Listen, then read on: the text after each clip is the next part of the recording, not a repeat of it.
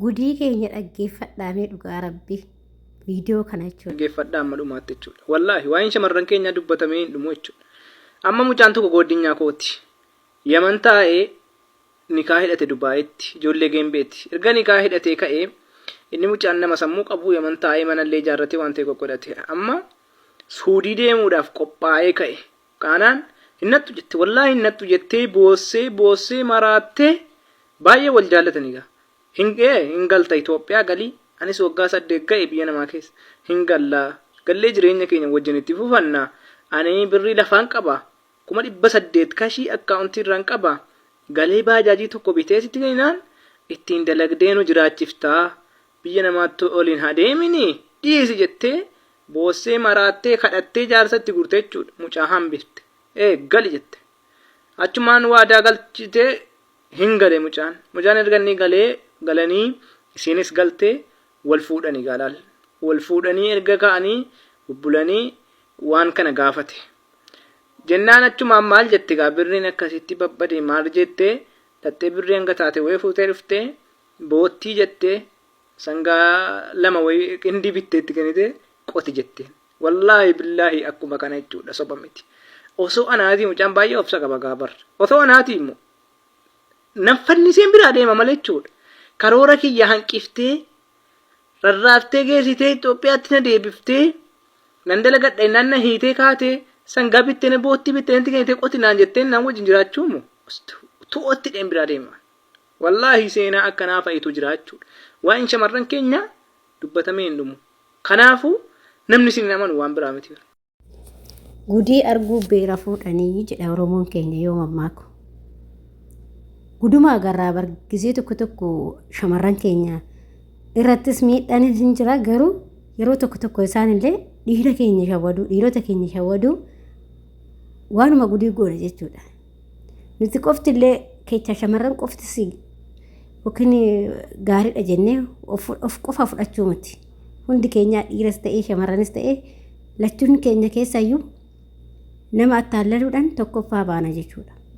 Mee akkuma viidiyoo dura argeessa irratti ashama akkam jirtu hordoftoota koo kabajamtoota chaanaala kootii kan biyya keessaa kan biyya alaa bakka jirtanitti nageenya waaqayyo isin haa baay'atu akkam jirtu ana boleettiin keessa nagaa guutuun qaba isinis akka nagaa taatan abdii guutuun qaba jecha egaa har'ammoo viidiyoo takka walitti deebinee irraa hanga dhumaatti immoo viidiyoo kee dhaggeeffadhaan anfeerraa kootii akkuma dura dhaggeeffattan immoo asirratti yaada xiqqoo takka kennuu barbaada akkasuma warroon chaanaala kee afaaraa taatan subscribe gochuudhaan maamila keenya ta'a egaa kaa obboloota koo obboleettii keenya tokkotu biyya Arabaa keessatti waggaa dheeraa hojjettee galte waggaa 8 jechuudha hojjettee mucaan immoo kan wal jaalatanii yeeban jira achitti immoo innis hojjettee waggaa 6 hojjettee ishiin waggaa 8 hojjettee jechuudha innaa biyyatti wal kaadhimatanii baqqaa hin gallaa jedhanii hundi isaan lachuu walii galanii ka'anii galan ishiin isin galte inni isin gale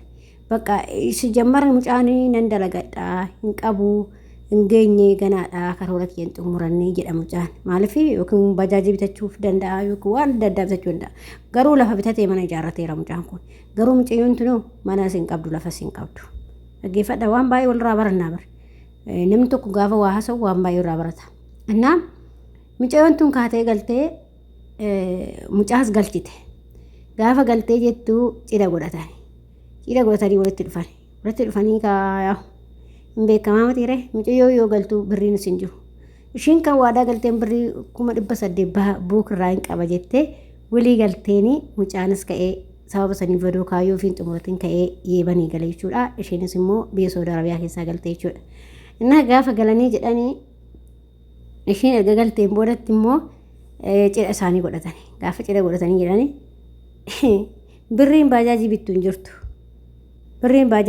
jirtu baajaajiin bitattee sangaa bitte horii qotiyoo jechuudha qotiyoota bittee boottii bittee fi mucaa kana immoo qotii kanatu si baasaa jetteen mucaatti keete jechuudha mucaan immoo akkuma mucaan amma hiriyaa kiyya jedhe hedduu takka garaa laafa jedhe itti dhiisee akkana goote shamarranii jedha garuu immoo kun ta'uu qabu dhugaa dubbachuudhaaf qonnis badaa miti garuu namni tokko gaafa wal jaalatu wal sobuun bareedaa miti dhugaa kanarraa waa barattu jechuudha amma hin sobde mucayyoon tun jechuudha birrii hin qabu yoo jettee lakkiin galla jaalaluma walitti jiraanna osoo jettee illee baay'ee bareeda. Garuu birriin qaba 800 qaba 900 qaba miiliyoona qaba miiliyoona 2 qaba jedhee sobee galee maalidha faayidaan isaa?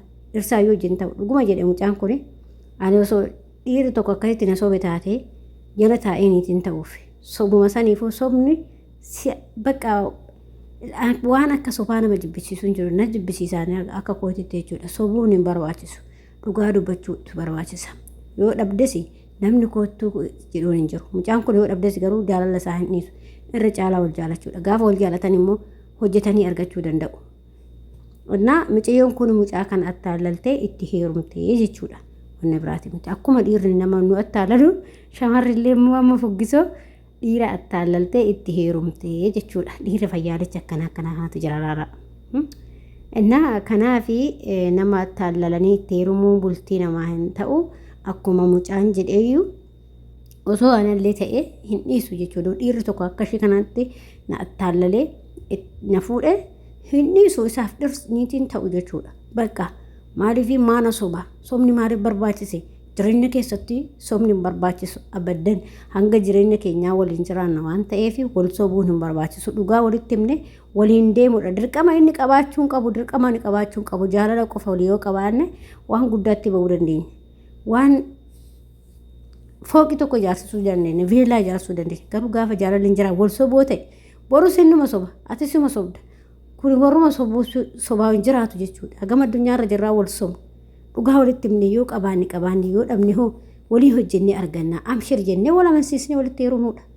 Innaa kanarraa waa barattu ilaala. Namni akkaatti namatti haala dhiirris akkaatti namatti haala shamarris akkaatti namatti haalatti. Nuti beekara lachittuu amma dhiira qofatti murru barre. Dhiironni qarshii nyaatan qofatti murru. Akkanuma shamarri kun akkana nama goote jechuudha. Shamarri teenyallee akkaatti namatti haalaltee dhiira miskiinatti taphatte jechuudha.